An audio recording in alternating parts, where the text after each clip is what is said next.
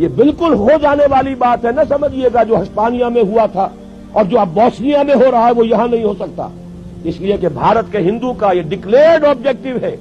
کہ اس زمین کو پاک کرنا ہے، یہ نجس ہے، یہ ملچ ہے مسلمان، اور ان کو یہاں سے ختم کر کے دم لینا ہے۔ دیو رس کا ابھی ایک سرکولر شائع ہو چکا ہے، تمام ہندو سماجی سیاسی تنظیموں کو اس نے یہ لیٹر بھیجا ہے، سرکولر بھیجا ہے کہ اب وقت آ گیا ہے کہ ہم کمر کس لیں کہ بھارت کی پاک سرزمین کو مسلمانوں کی نجاست سے ہمیں پاک کرنا ہے۔ اور میں آپ کو یقین دلاتا ہوں کچھ تھوڑا سا رد عمل پاکستان اور بنگلہ دیش میں تو ہوگا، باقی پوری مسلم ورلڈ میں کوئی رد عمل نہیں ہوگا۔ میں گارنٹی، آئی اسٹینڈ گارنٹی، کہیں سے کوئی رد عمل نہیں ہوگا، اس لیے کہ ایودھیا کی مسجد پہ انہوں نے دیکھ لیا، ہم نے بھی جو رد عمل کیا ہے وہ کوئی صحیح رد عمل تو نہیں تھا،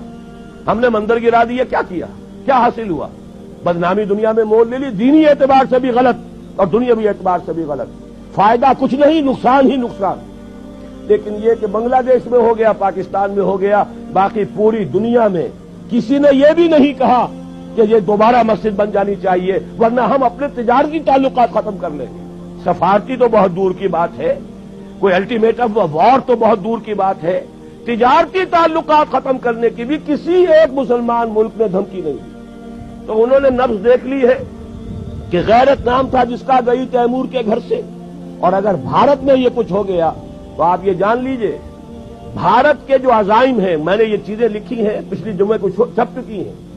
بھارت کے عزائم صرف بھارت تک نہیں ہیں،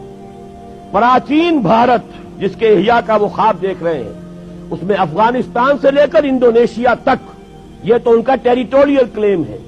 جیسے گریٹر اسرائیل کا کلیم آپ کو معلوم ہے، اور جو گریٹر انڈیا ہے، مہابھارت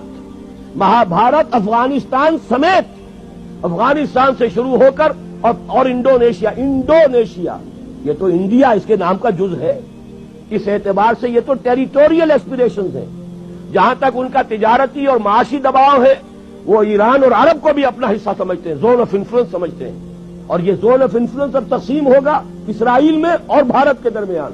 ان کا گٹھ جوڑ جس تیزی سے بڑھ رہا ہے وہ آپ کے علم میں ہے، اور جس طریقے سے اسرائیل کا ابھی بیان آ گیا وزیر اعظم کا اسحاق رابین کا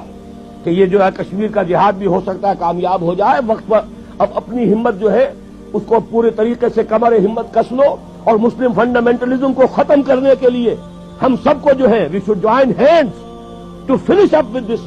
مسلم فنڈامنٹلزم۔ یہ سب کچھ ہو رہا ہے، یہ حالات ہے، تو میں آپ سے عرض کر دینا چاہتا ہوں ان حالات میں کوئی تبدیلی نہیں آ سکتی۔ بات صحیح کہی ہے اور یہی میرا موقف بھی رہا ہے۔